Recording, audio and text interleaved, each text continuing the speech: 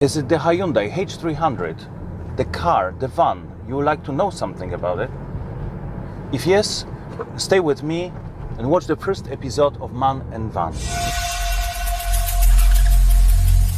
Today I'm driving Hyundai H300, also known the iLoad, i800 I believe, and H1.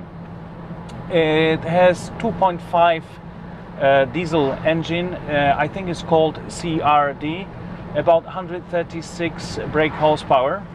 But this particular model, because it's my own van, has a chip tune engine to almost 190 brake horsepower and 420 Newton meters.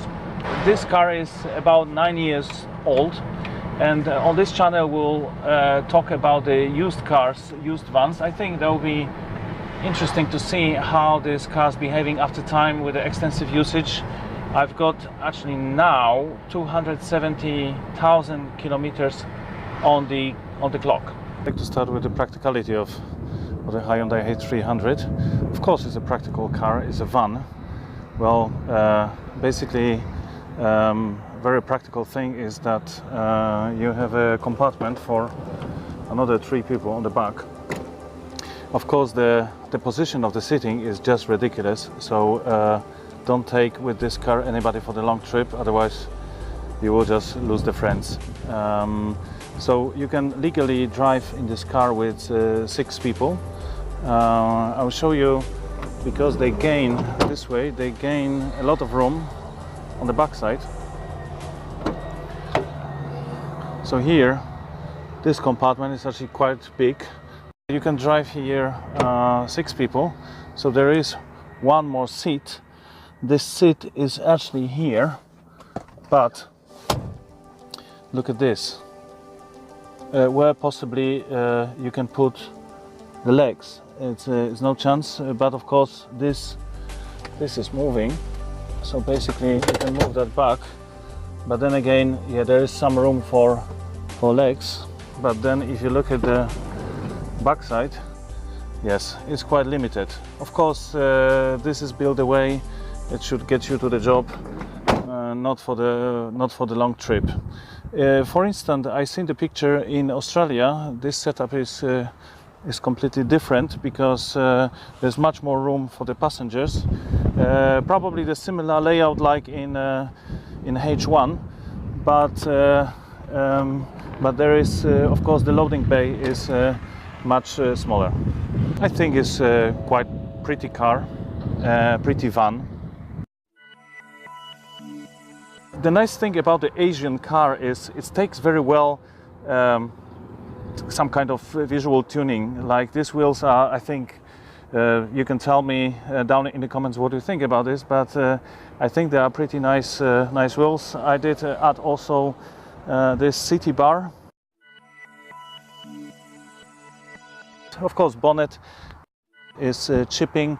With the interior, the one thing what I really like, nice and soft. The rest is done out of the pretty easy to scratch plastics, and they are hard everywhere. The seats holds quite well, so 270,000 on the clock. I can show you the seats start wearing now. Overall, for the design for my Hyundai, I will give it 4 out of 5. Why not? It's my car. The driving experience is very good for the van, because you're sitting not too high, not too low as well. The sitting position is good. The steering wheel is adjustable in every possible direction, so that's nice. It's relatively quiet, and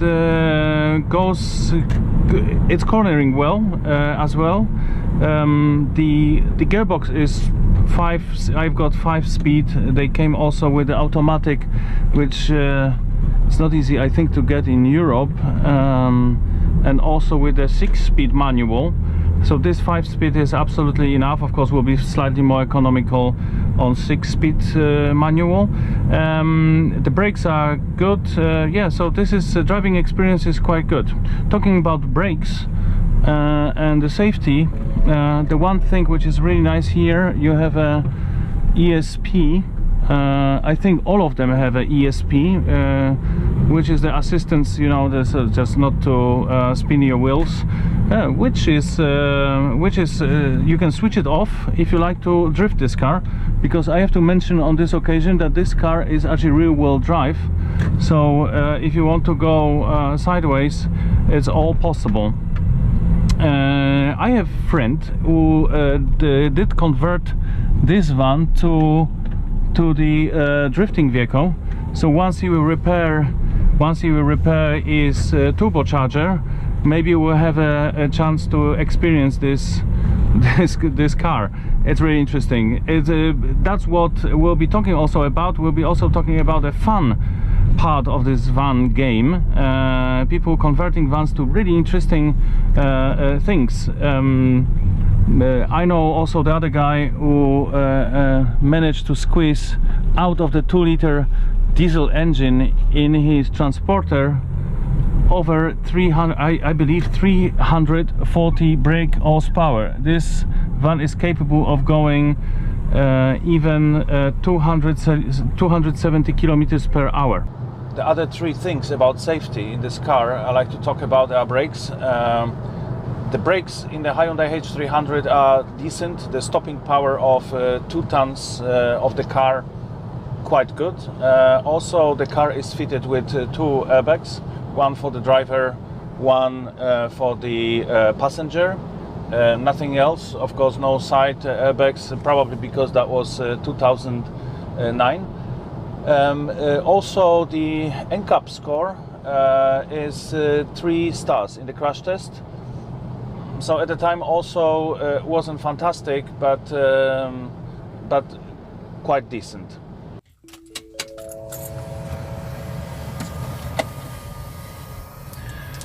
Well, infotainment.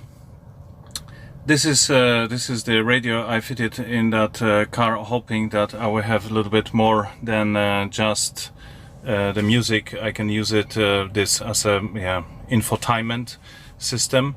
Unfortunately, yeah, this is no brand something. I tried it, also use it as a hands-free, not recommended. The one thing which does it very well, it's the connection with the backing camera, which you can see now my trailer hooked up on the towing bar.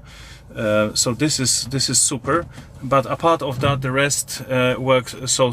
Navigation does the job. It's all very slow system. Unfortunately, the module itself, it's not really fantastic. I'm just trying to switch on the navigation. As you can see, it's a bit laggy altogether. This van new cost about 35,000 euro. We bought this particular car for 12,000 euro 4 years ago with 89,000 kilometers on the clock. And at the time that was a very good value for money, because it was cheaper for about 30, maybe 25% in comparison with the cars with better badge on the bonnet.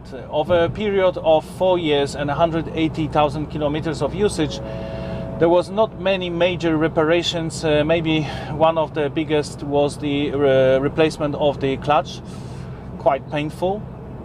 But apart of that, the car never gave me the impression on being unreliable, or that I have to go every week or month to repair something. So overall, quite good. I think price-wise, that will be about 4 points out of 5.